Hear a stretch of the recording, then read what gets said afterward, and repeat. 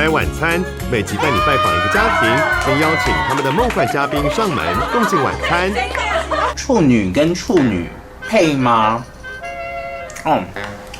我的名言就是呢，没有配不配，只有怎么配。这就是我的名言啦。所以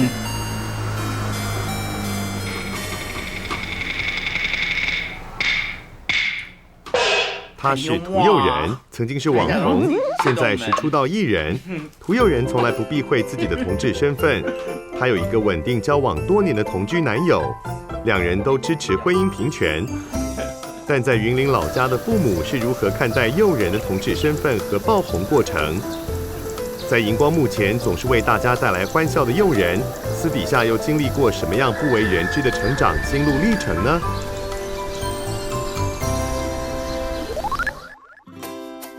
涂佑仁27岁，原为剧场表演者，因为模仿唐启阳的疑似闹鬼直播影片而爆红，现在为正式签约艺人。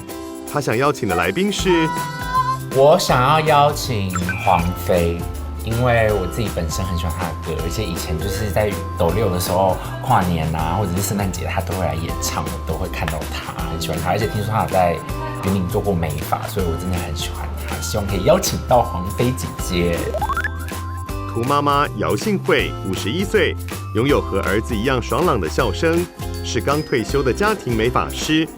她想邀请的来宾是，我希望王彩华来，因为王彩华觉得很有亲和力，再加上他很会搞笑，而且他搞笑看起来好笑又不低俗，所以觉得还蛮好亲近的，所以很喜欢他。另外希望的是佩珍。因为佩珍呢，我觉得她是一个好妈妈能把家庭跟那个工作都能兼具，而且最主要是她还算一个很有内涵的一个女艺人，所以我也蛮喜欢她的。爸爸涂廷玉53岁，之前是个交通警察，警校毕业以后当了32年，还都在办理退休。爸爸为了想来宾名单思考了很久，最后他的选择是，我想要找那个胡瓜，因为胡瓜他本身刚开始起步是舞蹈伴舞的，然后走向那个电影，还有主持界，还有各方面的都他才华洋溢。彭恰恰哦，他算是一个谐星，他自己到后来还是会作词作曲，而且好像有吃唱片，想要邀请他来这边参加晚餐。妹妹涂佳莹25岁，和哥哥一样热爱表演，目前是北艺大戏剧系学生。她想邀请的来宾是，我想邀请的来宾是曲家瑞老师，因为像他最新书的关键字就是。就算被打劫，要灿烂的笑。我觉得他各方面，就是他的态度很积极，然后是我很想要成为的人的态度，所以我很希望可以见到他本人，感受他的能量。最后是佑仁的男友小杰，26岁，影像工作者，但因为家人还不能接受他的同志身份，所以不方便露脸入境。而他想邀请的来宾是911，因为我觉得。他们是台湾很台湾味的一个团体，然后非常有自己的风格跟特色，应该要继续的发扬下去的一组艺人的。在哪里结婚？我希望在剧场里面。在来宾上门前，就让我们来看看他们的家庭故事吧。就连婚礼都要演戏。生日快乐，好可爱哦！祝你生日快乐，祝你生日快乐。2016年倒数的最后几天，涂佑仁满27岁了。是希望大家，就是所有的好朋友们，然后还有我的家人，新的一年都可以平平安安、健健康康，很重要。然后事业都可以一直往上冲，希望大家越来越好。然后第二个就是我希望，婚姻平权。我希望我爱的这块土地可以更重视这一件事情，然后希望我们都可以，大家获得本该有的人权，然后这个愿望，好了。这一年对诱人来说是丰收的一年，他从网络素人出道，成为签约艺人，工作排满档，连回斗六老家的时间也变少了。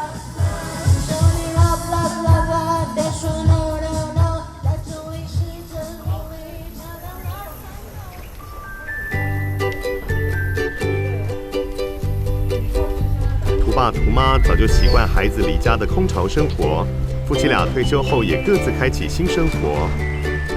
图爸退休后帮忙老家务农，开始学种菜种水果。他过去是个警察。当警察工作是24小时要轮班的啦，所以以家人呐、小孩子他们呐相处的时间就相对会比较少。有时候说下班回来已经很晚了，差不多都睡觉了，各自睡各自的啊。上班的时候他们又差不多去上课了啊。图妈退休后天天做瑜伽，公园里散步运动。她回忆诱人从小到大不曾让他们担心，直到诱人大2那一年，图妈妈发现儿子跟一位男同学的对话。他有一天真的刚好在那个电脑上发现他上面刚好打一些文字，是他们的对话。看到那文字我就知道说，这个根本就是情侣会讲的话。图爸和图妈都是土生土长的云林人，两人透过同乡好友介绍认识，已经结婚28年。结婚1年后，长子诱人出生。他是一个很贴心、细心、很独立的小孩。隔年，妹妹佳颖也出生。因为他比较喜欢运动，就跑步啦，就是跑来跑去这样。打球。球类的。男生反而像女生，女生反而像男生。我说我常常跟他们说，我妈妈好像觉得是生错你们了呢。所以爸爸就会怕说，你为什么男生就男生，动作就大一点啊？你就像个男生，你不要这样子，好像有点娘的感觉。2012年，诱人23岁，他获得台北艺穗节的演出机会，借由这个自编自导自演的作品，正式跟爸妈出柜。然后晚上的时候呢，就是发生了一件事情呢。这算是我的初恋第一次的。有吓到啊，因为那么大一只，而且她的女装又不是很正常、很端庄，给我穿那种很合身的，还穿了那种短仔裙，又是那种蓝色的假发，还有那个裤袜。我还穿一双高跟鞋，我一看说，哇，他怎么都有办法打扮成这样子？我是想说他从事表演这一方面的啊，所以你男扮女装应该也是正常的啦。图爸图妈回顾儿子当年的出柜表演影片，再看一次，情绪满满。爸爸是你吧？是吗？是我吗？是你呀、真的是我。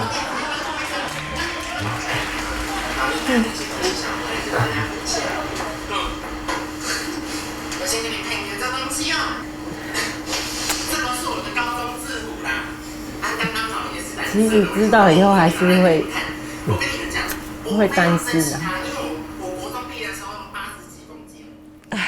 他真的是让我，我就觉得很心疼他，因为毕竟同志的话，在这个社会来讲，尤其就乡下，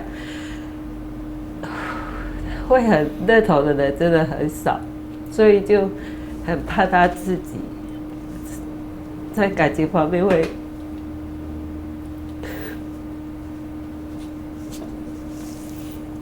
怕他未来路会走得比较辛苦了，这方面比较心疼。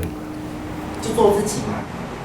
那天我就照着镜子啊，天气也很好，我就很开心。事隔多年，儿子佑仁小有名气，他是出柜的同志艺人，老爸已经半年没看到儿子了。快了哦，现在12月，快要半年了，他很忙。哎，到了。嗨，你们等很久吗？啊，没有，刚好差不多刚到一点点，谢谢。儿子回家，图爸很开心，都亲自来车站接儿子回家。每次佑仁回到老家，图爸一定会带儿子买些他怀念的小吃当宵夜。最爱的宵夜，而且也是斗六最有名的豆浆油条店。你看它的煎饺大的跟地球一样。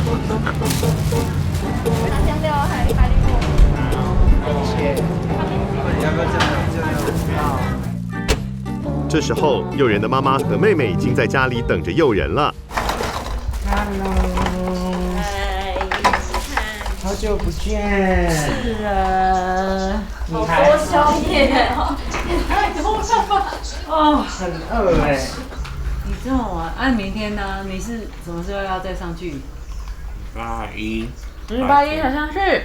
妹妹，礼拜日下午哈。对啊。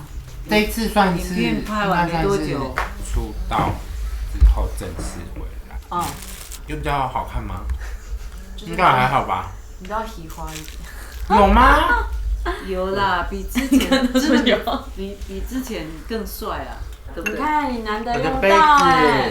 土宝的杯子，那个都有磕那个。都是定制的，哥哥的、老婆的，还有老公。我妈他是感恩，没有一个 slogan。我小时候有一次那个幼稚园下课，然后我就太开心了，因为我每次一下车，我妈就会叫我土宝。我那个门一打开啊，我就要冲下车，结果就从幼稚园的这上面摔下来，整个人直接这样倒。连邻居叔叔也是都叫你土宝啊。可是长大就想说，真的很熟吗？本来就熟了啊。图妈的职业是个家庭美发师，小时候佑仁的头发都是给图妈剪的。哎，现在头发好像比较长了。好，你要帮我剪吗？你要给我剪吗？你现在还可以剪吗？哦，这真的蛮长的。我怕我现在帮你修的那个型不太喜欢。技术没有到那里。什么叫技术到那里？像爸爸的，我要怎么技术再怎么好，我也是差不多这样子而已啊。这一家人爱开玩笑，拉近彼此距离，相互吐槽更是他们亲密沟通的方式。哥，你们要跟他说，以前爸爸喝酒。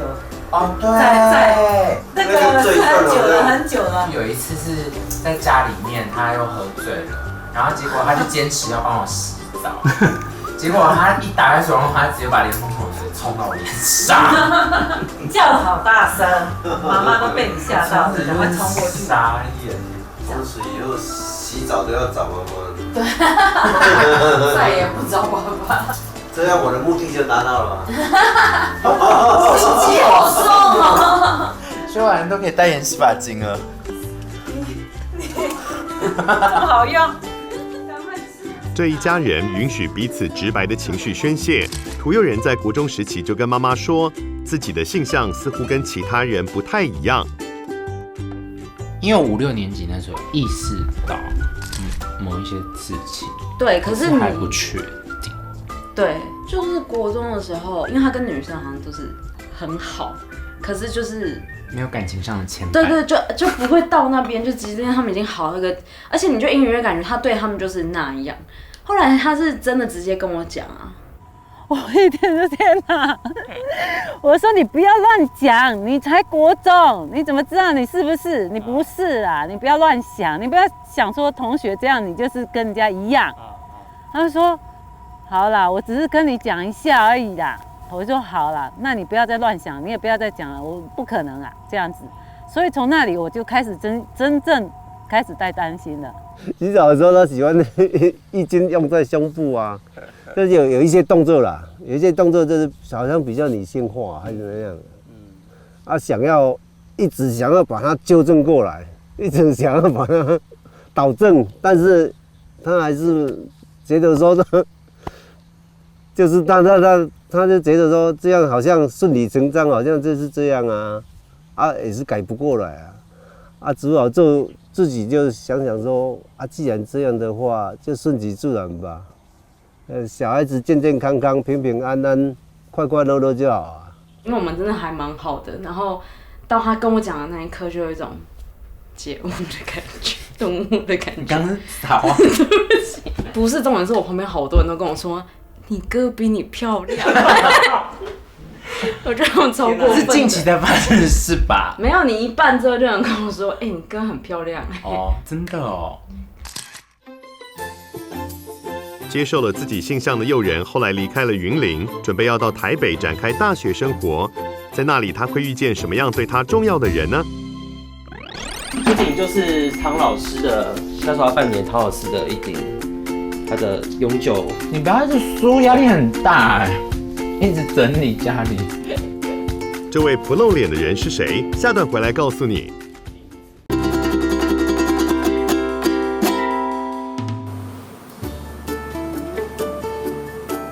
今天谁来晚餐拜访的是因为模仿星座专家唐启阳而发迹的艺人涂佑仁。这很好吃哎，这不是甜食，是咸的。热量很重要。人在旁边，你是 murmur。这是他台北的家，家里有另一位男主人，叫做小杰，他是佑仁的男朋友。小杰的原生家庭不能接受他的同志身份，无法露脸在镜头前。这顶就是那时候半年唐老师的一顶，他的永久。你不要一直说，压力很大哎，一直整理家里。保养假发，因为他表演要用，然后每次他回来都塞在包包，然后他都太忙不会用这样，然后就要帮他用，不然你就塞包包可能3-4天他就已经塞够这样。他就是一个家庭主妇的概念。小杰是个有洁癖的人，会把家里打扫得一尘不染。佑仁常常笑说，她根本是另一个涂妈妈。会臭好不好？我之前都有喷酒精。好啊，现在就是我妈吵架了。他高跟鞋也要啦。因为他回家就是一些，他连那个地板上就是稍微脚印，然后他会看反光，就是他会有反光，他看到脚印完全就不行，他就会立刻擦掉。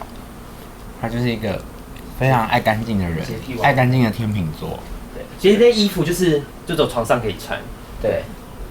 了解。他只要出门出去吃早餐，那个裤子就不行，对，不然就要装在床上。对，就是诱人，就是其实也要知道一下，不然每次清也是很累的。他对外人就是对不会要求这些。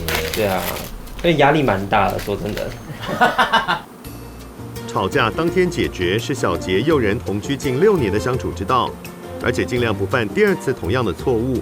不过，诱人会是先低头妥协的那一个。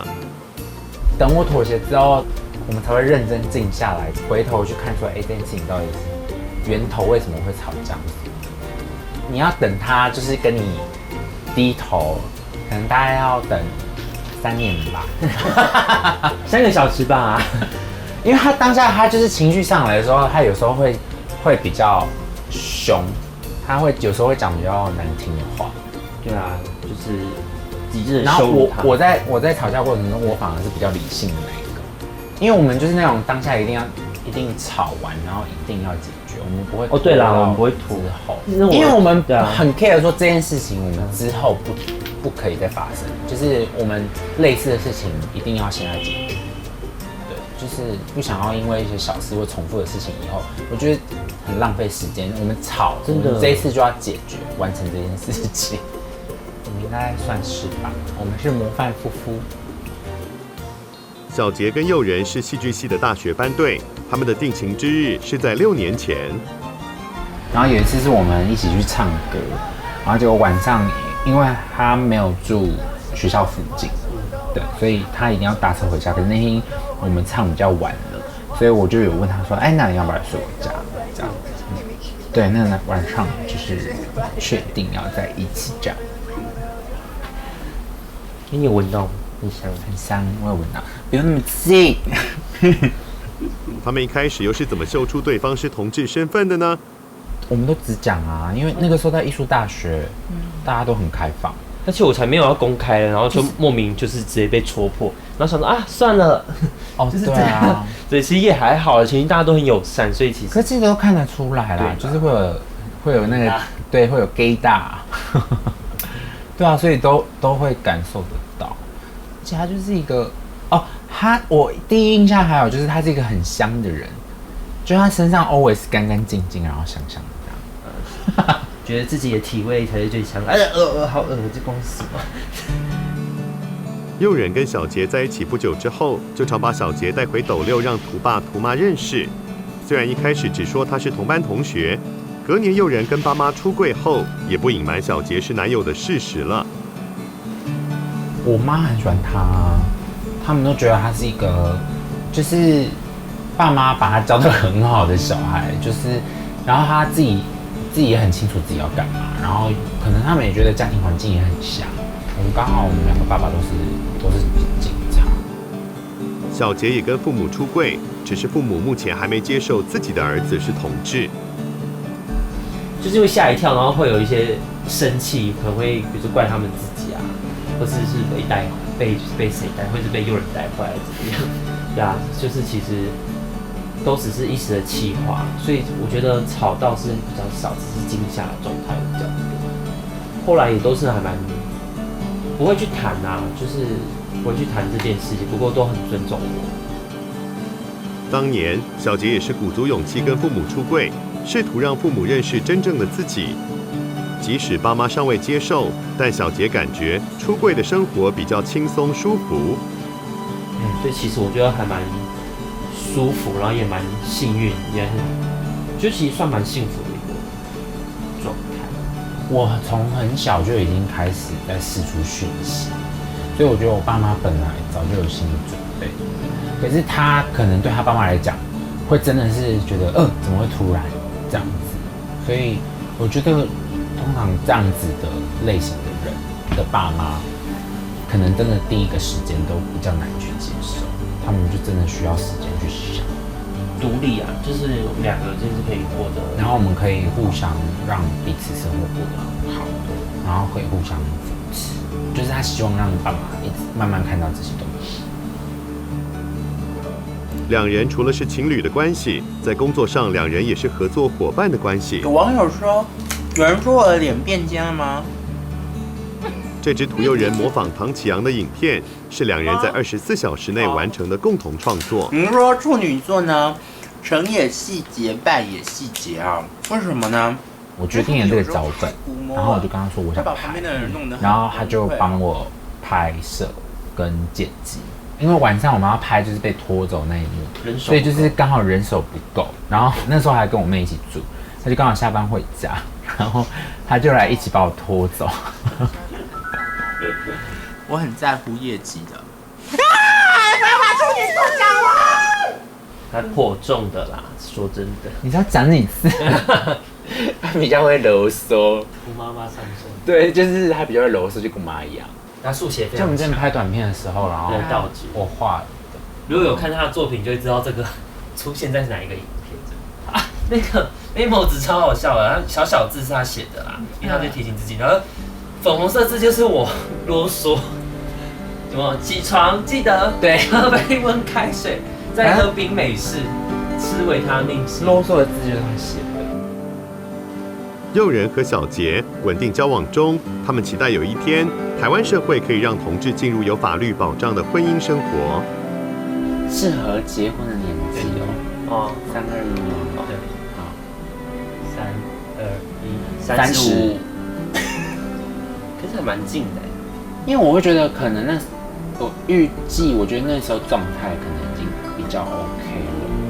我们不会跟人家一样，不可能会像婚纱一样。对，我们觉得要让大家出乎意料，就是我们到底根本就是在出专辑、出写真的。有了男友的支持，诱人接下来要更专心冲刺演艺事业。从网络素人变成出道艺人，他会遇到什么样的状况呢？我就知道你要说这个。他就是一个有想法的人，因为甚至有时候我们在沟通的时候，我还会觉得就是什么啰嗦，烦死了。诱人签约成为艺人后，和经纪公司之间会有什么样精彩的你来我往？下段回来告诉你。恭喜你中大奖！诱人 Are you ready？ Hello， 大家好。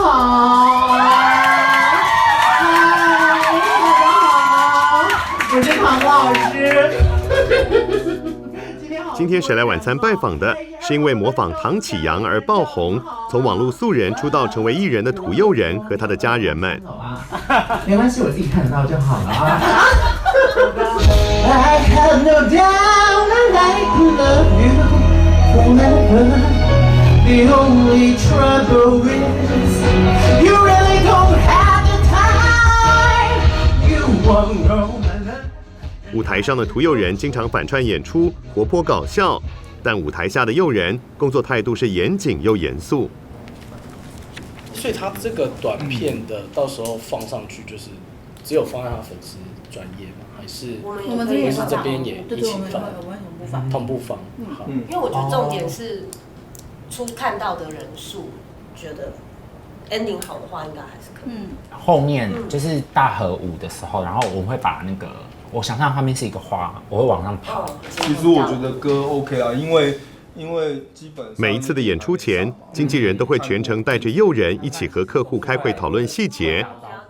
经纪人大金，公司里的艺人们都叫他后母。呦人面对后母的时候一样直接，就是让他去快闪。对，就是你带着原本剧中的 dancer 去一起哦去，这样子。这好像可以耶。去啊，快去！没有想过很爱快闪。他们都会想说啊，有人要来拍啊，这样子。我觉得他有时候不用一直跟我说道理，他也是一个很敏感的人，所以他第一时间他发现的时候，他就开始跟我讲道理，他就说我觉得你这个东西应该要怎么样，你下次应该怎么样。然后我就会觉得好，你跟我讲，不要管我，我知道。然后把假发给他之后，弄完之后，然后你就上台。我想说明天应该会多带装饰。为什么？哦，你说怕？我怕那个场地不好走。有东西的。他就是一个有想法的人，因为甚至有时候我们在沟通的时候，我还会觉得就是什么啰嗦，烦死了。也不是真正烦，就是他会一直要提醒我，他很多的，他就是他想到的细节或者是什么东西。可是那个烦在我心里，我是觉得是开心的，因为我就会觉得说，好，就是我不用一直特别再反过来去提醒他说，我想到怎样。呦人从网络搞笑个体户成为签约艺人，短短2个月，一开始是经纪公司自己找上呦人签约的。所以那时候就是等于就是老板的一个呛声，就是说你们有没有看过呦人的表演？然后也不管他有没有经纪公司的时候，然后我就是那时候我就直接去他的粉丝专页。他不隐瞒自己的性向，直接告诉他的观众：我喜欢男生。嗨，大家好，我是呦人。之前拍一些网络短片受大家所认识，然后我喜欢男生。屠呦人对自己的同志身份很公开，不隐瞒。那他来的时候，我们也有直接问，我们就是很直接就问。可是他倒是他也不会支支吾吾，他就说哦，对啊，就是我觉得就是你就觉得这个人很自在。可能比起可能有一些人，他可能就是这有一些事情，他就是一直不想让你知道。可是你跟这种人聊天的时候，你就觉得他始终就是隔着一道墙壁的感觉，对。可是有人就没有。大家可能还是会觉得说，哦，你可能现在短片中形象比较多是反串啊，或者扮演比较女性的角色。可是我会觉得说，男性的角色其实我也可以做得到，而且我可以让你全然的信任我就是那个角色。但是大家现在还没有看到这个东西，所以他们只会抱持着说，真的吗？我觉得现在还是大家会要养成他们的习惯。我们都觉得做自己很重要，他保有他自己的就是原本的性格，他自己想要做什么，他想表达什么，我觉得他都可以保有自己。对于刚起步的演艺事业，家人其实也有些话想对呦人说：好好的表现吧，要多多的加油啦，但是还是要自我充实一下啦。因为演艺事业不是好走的路啦，真的说起来真的蛮困境重重的啦，所以还是要靠自己充实实力的。对啊，加油啦，还是要加油。卸下假发和艺人光环后，其实佑仁就像是个腼腆的邻家大男孩。不管他的性向如何，他永远都还是父母眼中那个爱耍宝搞笑的土宝。我想说他发展的好，如果他收入会更好，就拿一些回来孝敬我们吧。压力好大哦。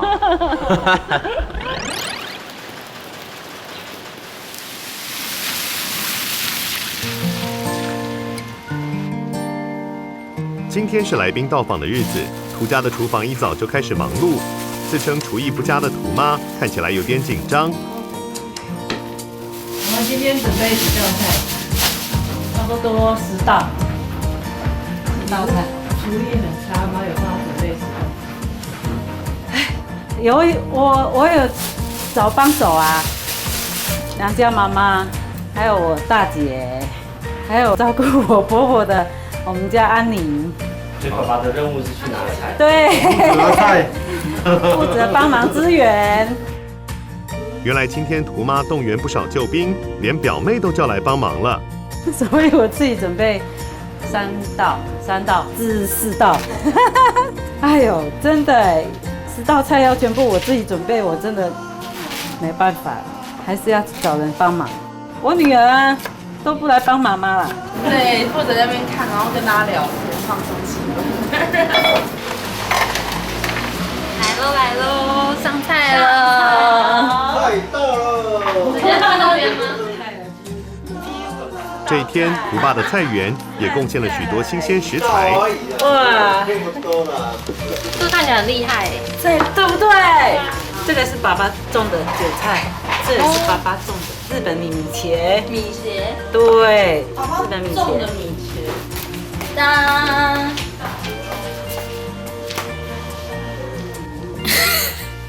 有没有觉得他摆盘很华丽？10道菜差不多就绪，一家人也开始猜谜了起来。猜谁会来？我觉得曲家瑞几率很大。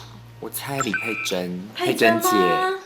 佩珍姐，因为我刚刚就是有划了一下，我刚刚心机很重，就是看他们粉专他们在干嘛，完全没有线索。大家都很会藏。你好聪明哦！大家都很会藏。应该是王彩华吧？到底是谁呢？很紧张，希望是我的来宾。我觉得是我的。不要问我，我觉得都有可能。自己变身，装逼。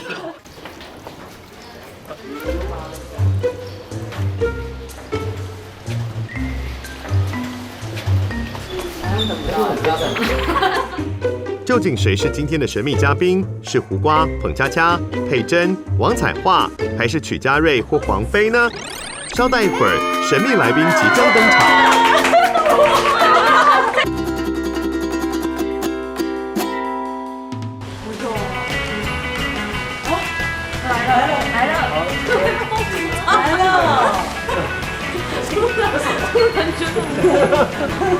突然间的紧张起来了。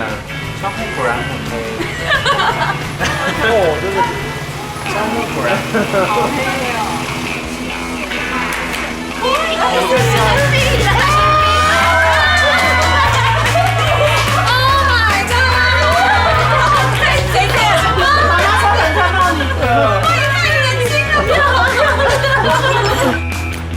答案揭晓，今天的来宾是有台湾好媳妇之称的李佩珍，是全方位的艺人，主持、演戏都难不倒她，因为亲和力和喜感十足，备受观众们的喜爱。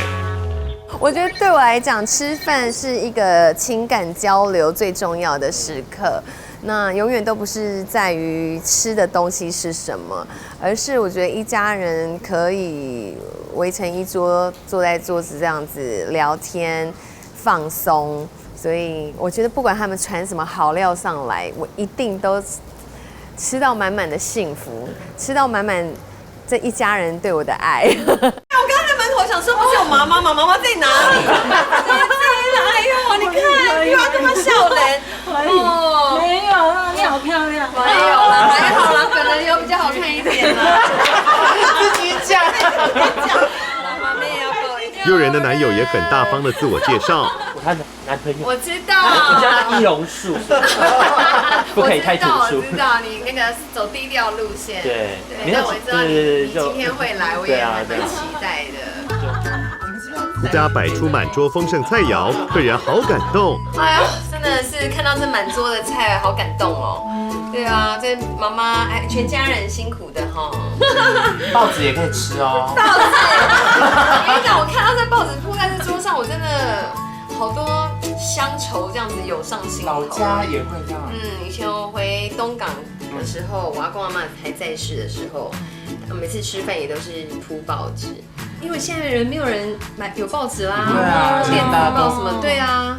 然后就觉得又报纸铺在桌上，突然想到我阿公阿嬷，哎呦，真的好开心！我看到好多我爱吃的菜耶，那太好了。对啊，怎么那么巧啊？因为你们不知道谁要来，对不对？你们都是做你们最厉害的，对不对？刚刚佩珍姐一进来就说：“你们怎么知道？妈妈怎么知道我喜欢红烧啦？”我就说：“重点是我们不知道谁要来啊，我们不知道谁要来。”然后直接说：“你们真的有调查过我，对不对？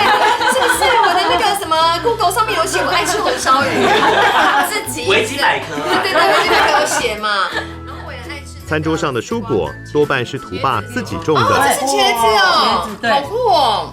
怎么这么有才华？我真的觉得你一定有 Google 过我哎，因为茄子我只吃炸茄子，我真的我还去给我茄子不吃就是炒的，我就只吃炸茄子。他今天真的做对了。对啊，我这还是你今天住下来好了啦，太多啦，因为他都传了来哦，帮忙现当现成的。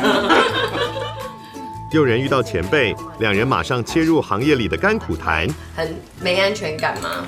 我觉得会难免会有一点点，因为毕竟原本是学表演，然后现在突然主持，虽然说有些东西是贯通的，可是我觉得还是另外一个领域。对，就是主持节目，就是而且那个哇，整个一字排开机器，对不对？4台摄影机，然后那么多摄影师，然后导播，所有人都在看。感觉就不太一样，但是如果看到摄影师他们就是一直笑，我就会很有成就感。对，我也很在意摄影师有没有笑。如果我在那边讲就是耍宝，然后他在拍的时候他都这样，对，然后我就会想说，一点就拍久，然后就越来越没信心。但常如果摄影师笑到这样在抖，我就好笑。因为他是你第一个观众啊，对啊，对不对？第一个观众。佩珍跟诱人一家人聊得很合拍，图妈忍不住爆料诱人和妹妹小时候的糗事。他真的很爱钱啊，消摊。他小时候那时候都背一个小包包，他带他去玩去游乐园啊。哦，对。有一次我们做那个旋转180度那种的，然后他就硬要背着他的包包钱包，他就是不放，就是要放在旁边，然后就开始旋转，他姐就跟着开始旋转，然后大家都在尖叫，因为很怕那个游乐器材，他是因为钱叫，他说他本来说妈妈我好怕，我不要做，我说不会，这个很慢，结果一到上面掉下来，哇，这钱他不会怕，他只是一直在做那个钱，钱掉了比那恐怖还恐怖，对不对？真的比较恐怖啊，少很多，现在还在 care， 所以你下来之后还是狂捡，有，然后那个旁边管理的人还帮我缴，因为我在那边哭，我很难过，超两块。打屁股，因为爸爸不喜欢我打脸、打脸什么的，对，打。因为他脸应该很好打，就短片。打脸，可是每次给他洗头，因为他小时候会帮我们洗头，我们躺在那个上面，他就只是这样子，然后整个洗完头，那个脸也整个都红的。你这样讲，我好像你后母一样。我瞬间想到好多酷刑，但是那个脸红都一直冲你脸呐，那边干嘛？向左。我要说你脸怎么红了？没有染剂啦，染剂，大概染红染剂。大家一聊开，妈妈继续吐槽起诱人小时候的行为，就比较偏女生会喜欢玩的东西。刻板中女生啊，刻板印象中女生会做的。对，哦，也是啊，要不然就是会去也是啊，偷拿我的衣服什么来穿啊。哦，有点拿妈妈的衣服穿。会啊，太可爱了有吧时？候会偷穿他的衣服。所以你就打扮成女生。我没有，我就只是觉得说那个衣服很漂亮，嗯然后想要看穿起来怎么样。对。那有被爸爸妈妈发现吗？我好像有发现过。他好像有吧？那你我会有怎样生气啊吗？你生气？我不喜欢他这样子啊。我有骂他。他那时候他也没有，他应该也是说顺着我的意思吧。但是后面我就不知道了。后面他就开始反串了。就没有了。这样子好不好？每天看完就那我要替月亮惩罚你，对不对？我说你不要再。诱人虽然已经跟全世界出柜，但还是会担心亲戚们不接受自己。图妈此时突然说，外婆也知道诱人的同志身份了。他也知道，他知道，所以是外婆。他那一次我也不知道，他就很自然的就跟我说，图有人跟搞男朋友啊，他就这样问我也很顺理自然，我就跟他说，对啊。但我觉得那种传统观念好像有点绑得大家有点喘不过气。对啊，是觉得有时候我也觉得，像很多后行不一定说要生儿子，我也觉得就是类似的观念，这种一定要生儿子的，或者一定要后继有人这个观念，我觉得可以慢慢调整了吧。对啊，有时候一个家族的精神比较重要。对啊，你说有什么儿子孙子什么的还重要啊？我觉得是。对了，换个方向想。对啊，所以也很感恩我妈妈，他们这么快就接受。对，他真的很开明。对啊。佩珍自己也是母亲，也能同理图爸图妈的心情。希望他过得快乐一点。注意身体健康。事业能更好。对啊，我也是当爸爸妈妈、当妈妈了之后，才真的发现，其实爸爸妈妈的想法都很简单。对，就是希望你快乐而已。然后你选择这条路可能很辛苦，就会很赶。我们都会想保护小孩，对不对？你可能现在你出柜了，你坦诚了，你跟大家这个表明身份了，可是接下来怕你走的路是辛苦的，就会心疼。我觉得爸爸妈妈的想法会这样，因为我也是很多人会问我这件事情啊，就说那如果你小孩这个性向啊什么，我都说太好了，我觉得他们就是做自己，我希望他们很早就告诉我，不要先隐瞒，因为隐瞒就会痛。对，你藏一个东西，你就要更多的东西去藏。对，你一直藏，你就会后面就会很痛，然后当那一天要揭开的时候，就是好像揭开那个伤口的时候，就更痛。所以我觉得还不如就是一开始我们就坦然去接受它，然后就是开朗，就是乐观，然后很乐见其成，就是都用好的方向去想这整件事情就好了。这是为什么我一开始出道的时候就把这件事情说出来。我希望大家知道之后，然后去专注在我的表演上面，或者是我的演艺事业上面，因为让他们觉得说，这其实没有什么，我们大家都是人，都是一样的，没有不一样。对，没有不一样。对啊，真的都一样。我们只要专注在我们的。今天诱人的男友小杰也一起来共进晚餐，但碍于小杰家庭因素的关系，所以无法露脸。但幽默乐观的小杰还是逗得大家哈哈笑。你们这样就是在一起多久的时间？今年快7年。那你有没有觉得他这样很棒？因为他可以跟爸爸妈妈就是很直接的，就是对啊，很棒，就是希望自己有一天可以这样。所以其实自己也是蛮开放人，只是也是会顾到家里的人，对啊，所以就想说，先不要给人家麻烦，先把主角你知道，先给诱人，改天就是换我来晚餐了，没有乱讲，改天我就可以好声音转身，好晚餐转身，梦想学员导师，我要你，也很祝福你啊，对啊，希望有一天真的华丽转身，真的，因为你其实正面很好看。有没有听到正面很好看？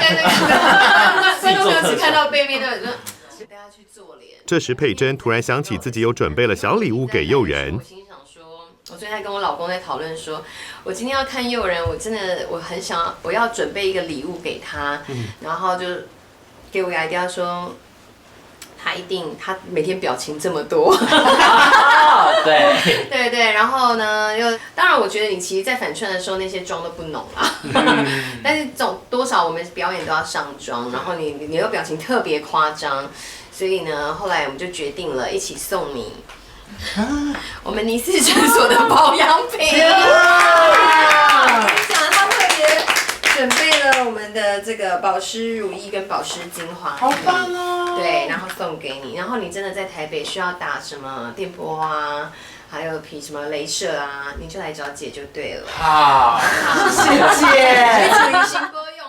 佩珍知道小俩口有结婚的打算，她也乐见佑仁跟小杰总有一天能成为合法的配偶。没有，你婚礼我一定要来参加是真的，但我可以就是在台下默默住。我在台上会讲一些后行不要讲的话。那我一定会请你扮一些很奇怪的角色。OK 的，对啊，这也是我很期待的，很乐见台湾文化上的进步。好。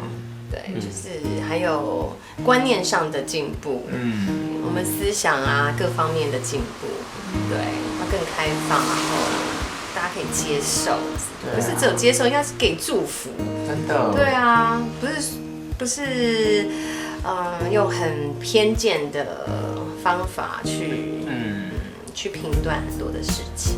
唔敢啊，或者是唔敢看到有一些人做的一些比较偏见的批评，我都看了蛮难过的。对啊。现在目前有这样子吗？我觉得我还算蛮幸运的，而且就是至少自己就是喜欢我的粉丝或什么，他们都不太会去，他们真的都看到表演的部分，就是我觉得就是大家都对我还蛮好的。我也是这样，正面能量。对啊，就是我为什么要管不喜欢我的人讲我什么？对啊，我在意的是喜欢的人他们讲我什么，因为他们支持你喜欢你，你要更为了他们做更好。真的。可是如果不喜欢你的，他用很偏见的言语不喜欢你、批评你，其实这些真的不需要在意啊。真的。而且慢慢这些人就会自动退散了。这一餐在期待有情人终成眷属的祝福中结束。台湾社会越来越多元，有公开出柜的艺人，也有坦然接受同性恋的父母。佩珍跟佑仁一家人也都知道，还有更多人正为同志人权努力中。他们也期许台湾的天空能快点画上幸福平等的6色彩虹。手就摘下来哦。把家人对你的爱跟支持化成力量，让你在演艺圈继续的发光发热。有一天呢，真的哇！这个大街小巷棒抛啊，等你等来，就是这种感觉。也很感谢他鼓励我们全家人，更把他很多宝贵的经验呢跟佑仁分享。不敢多说话，看到她长那么漂亮啊，我怕我老婆会嫉妒了。因为其实我对那边的演艺圈的想象也是比较你知道困难什么的，所以听他讲完，我突然就觉得。那我哥现在的心态跟他要做的事是可以成功的。我自己本身真的很欣赏他，然后他一下来真的是散发一种仙女般的正面能量，希望他看到很开心。他刚刚有讲说，就是最重要的是要让，就是我们做这一行最重要的就是要让家人，也就是替你觉得很开心，很感到骄傲，很感到骄傲，就是这件事情是很重要的，把握就是真的该珍惜的东西。希望早日那个小姐可以华丽转身啊！当然呢，迫不及待。我们先去找佩珍姐做医美。大家好，我是唐立奇。大家一看就知道我又出差了啊！今天呢要跟大家讲的就是我们的处女座。有人说我的脸变尖了吗？有吗？好。你们说处女座呢，成也细节，败也细节啊？为什么呢？因为他们有时候太估摸了，会把旁边的人弄得很崩溃哦。